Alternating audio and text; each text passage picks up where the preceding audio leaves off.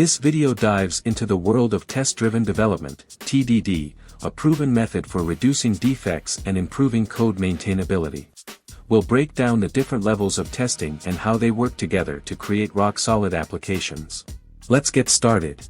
Software. It's not like engineering something easy like a bridge, where you start with a blueprint, build it to spec, then forget about it. Software is dynamic, with a lot of moving parts and requirements that evolve over time. Developers build apps on top of a mountain of abstractions, and nobody fully understands how every layer works. That's okay, because we just need to make sure that our code matches the requirements of the product. Test-driven development is scientifically proven to reduce defects and improve the maintainability of a codebase, but it does require some additional effort. One option is manual testing, where a human being clicks on every button and fills out every form, then assigns a bunch of Jira tickets so they can be backlogged by the developers. But that's not very efficient for a large-scale product. A better approach is to use automated testing tools that allow developers to write code for the sole purpose of testing the main application code. In a codebase, you'll often find files that end in .test or .spec. Inside, you'll first find a line of code that describes the feature or thing that's being tested. That's known as a test suite, and it contains one or more individual tests.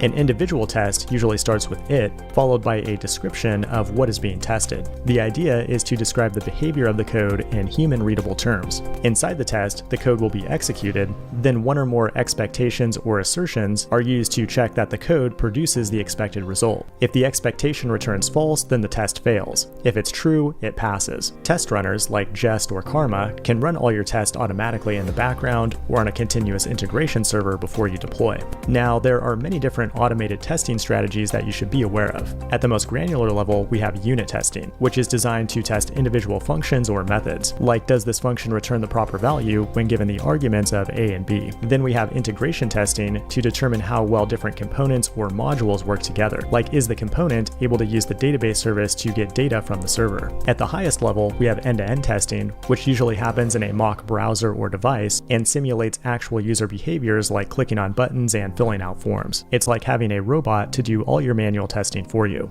And that's not all. There are many other types like performance and smoke testing. That's a wrap on the essentials of software testing in Scrum. But wait, if you're ready to take your skills to the next level, I've got just the thing for you. My brand new course, Software Testing Mastery in Scrum, is built to help you master this field. Real-world strategies, hands-on examples, and insights from thousands of students. It's your ultimate guide to excelling in software testing. Click the link in the description to enroll now and start your journey toward becoming a testing pro. Let's build better software together.